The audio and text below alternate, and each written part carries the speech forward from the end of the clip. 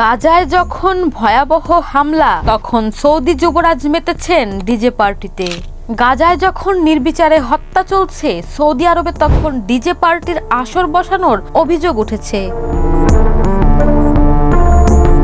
মদিনার অদূরে আল উলা এলাকায় নাচ গানের আসরের বেশ কয়েকটি ভিডিও ছড়িয়ে পড়েছে সামাজিক যোগাযোগ মাধ্যমে। জাতিগত নিধনের শিকার ফিলিস্তিনিদের হাহাকারের মধ্যেই এমন বিতর্কিত পার্টি নিয়ে উঠেছে সমালোচনার ঝড়।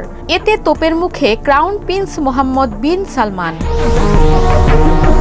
বোমা হামলা থেকে ভাগ্যক্রমে বেঁচে যাওয়া ফিলিস্তিনিরা এখন ভুগছেন তীব্র খাদ্য ও পানি সংকটে। বিভিন্ন স্বেচ্ছাসেবক দলের কাছ থেকে নিজেদের সাথে রীতিমতো লড়াই করে সংগ্রহ করতে হয় খাবার।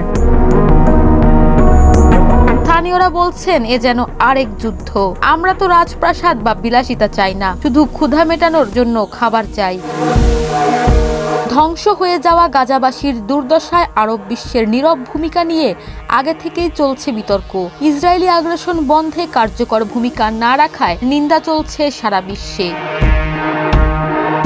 নেটিজেনদের তোপের মুখে এখন ক্রাউন প্রিন্স মোহাম্মদ বিন সালমান। চলতি মাসে ঈদ উল ফিতর উপলক্ষে অনুষ্ঠিত লুসাইল ফেস্টিভ্যালে কাতারের আকাশেও দেখা গেছে বর্ণিল আলোকসজ্জা। ছিল খোলা ময়দানে নাচ গানের আয়োজন, তা নিয়েও চলেছে সমালোচনা। সাদিয়া ইসলাম, টাইম ভয়েস।